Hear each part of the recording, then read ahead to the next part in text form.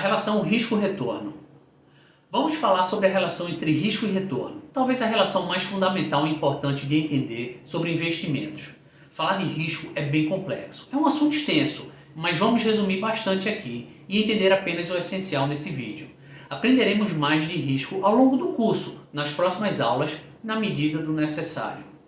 Bem, retorno é fácil de entender. É o resultado final, a rentabilidade apresentada, alcançada em determinado investimento. Investimentos em renda fixa têm um retorno mostrado ao investidor antes dele tomar a decisão de investimento. Você já sabe quanto será a remuneração, a taxa de rentabilidade do investimento ao final dele. Investimentos em renda variável, não. Por isso se chama renda variável. E para esses ativos não há retorno garantido. Lembra? Há retorno esperado. Existem formas, medidas de você tentar estimar o retorno esperado de um ativo de renda variável, mas é apenas uma estimativa. Quando falamos em retorno esperado, entenda esperança de retorno. Bem, risco tem diversos significados, mas se pudermos escolher só uma palavra para defini-lo, no escopo desse curso eu usaria a palavra incerteza. Mas incerteza do quê?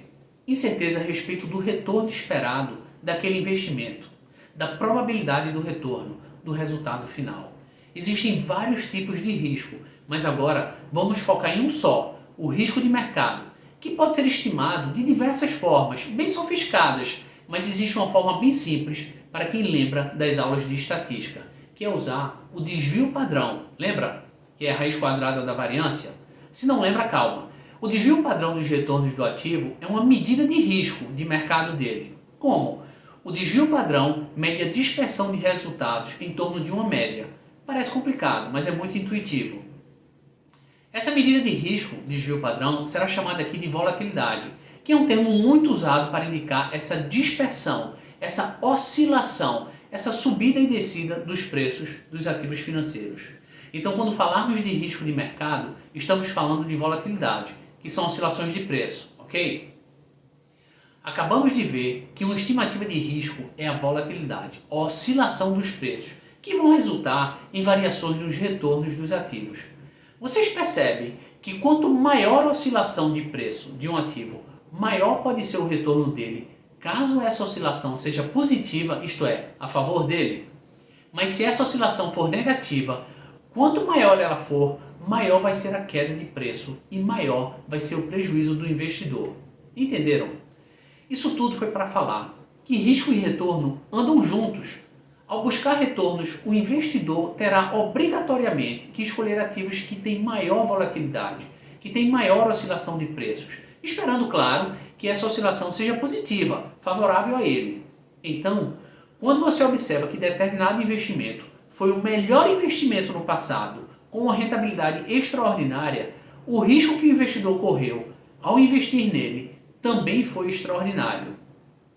Dessa forma, os investimentos mais rentáveis também foram, lá no início, os mais arriscados, os mais incertos.